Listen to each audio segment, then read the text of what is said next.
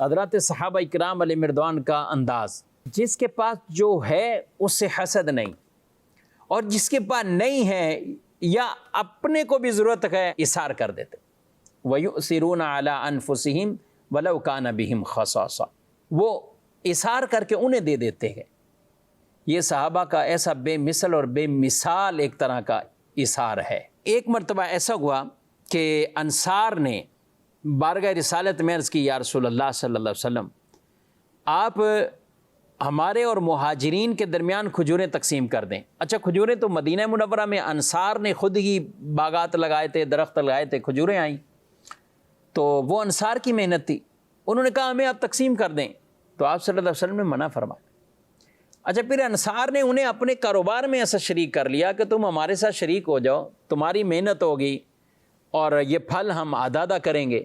تو اس پر وہ ساتھ شریک ہو گئے، انہوں نے قبول کر لیا، اور یوں پھر آپس میں ایک طرح کے کاروبار میں پارٹنرشپ کر کے اور ایسی شراکت داری کر کے، یا ایک طرف سے محنت دوسری طرف انویسٹمنٹ ہے، مختلف انداز کے جو زراعت کے طریقے کار ہیں وہ اختیار کرتے ہیں، اور یوں آپس میں مل جل کر کام کرتے۔ یہ انداز حضرات صحابہ، سبحان اللہ، رسول اللہ صلی اللہ علیہ وسلم نے مہاجر اور انصار صحابہ کو آپس میں بھائی بھائی بنایا، یہ تمہارا بھائی، یہ تمہارا بھائی، یہ تمہارا بھائی، اور انہوں نے بھی پھر اثار کی اور ایک دوسرے کے ساتھ جو محبت اور بھائی چارے کی وہ مثالیں قائم کی ہے۔ ایک مرتبہ ایک مہمان آیا، آپ صلی اللہ علیہ وسلم نے ازواج مطہرات سے فرمایا کہ ہے کچھ کھانے پینے کو؟ تو انہوں نے منع کیا، کھانے پینے کچھ نہیں۔ تو آپ نے فرمایا کہ جو اس آدمی کو اپنے گھر لے جائے، مہمان بنا لے، کھانا کھلائے، اللہ اس پر رحم فرمائے، اللہ اس پر رحم فرمائے۔ اب ایک انصار میں سے ایک لے گیا اپنے گھر۔ اچھا، اپنی اہلیہ سے پوچھا تو انہوں نے بولا کھانے کے لیے تو کچھ نہیں ہے، مطلب تھوڑا سا ہے یہ بچوں کے حوالے سے۔ تو یہ کہنے لگے کہ ایک کام کرو، بچوں کو بہلا پھسلا کر سلا دو، بچوں کو سلا دو، عشاء کا وقت ہو چکا ہے، تو بچوں کو سلا دو اور یہ کھانا مہمان کے سامنے رکھیں گے، اور جب مہمان کے سامنے رکھنا تو کسی طرح چراغ بجھا دینا، یعنی چراغ کو سیدھا کرنے کے بہانے چراغ ہی بجھا دینا۔ اب مہمان سمجھے گا کہ یہ بھی کھا رہے ہیں اور ہم نہیں کھائیں گے، ہم بھوکے رہیں گے، اس کو کھلا دیں گے۔ ایسا ہی ہوا کہ اس مہمان کو پیٹ بھر کے کھانا کھلا دیا، خود بھوکے رہے، سو گئے۔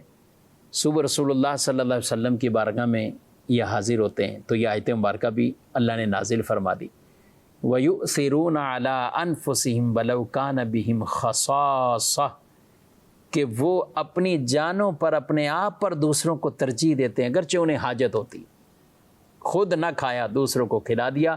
یہ تربیت مصطفیٰ صلی اللہ علیہ وسلم۔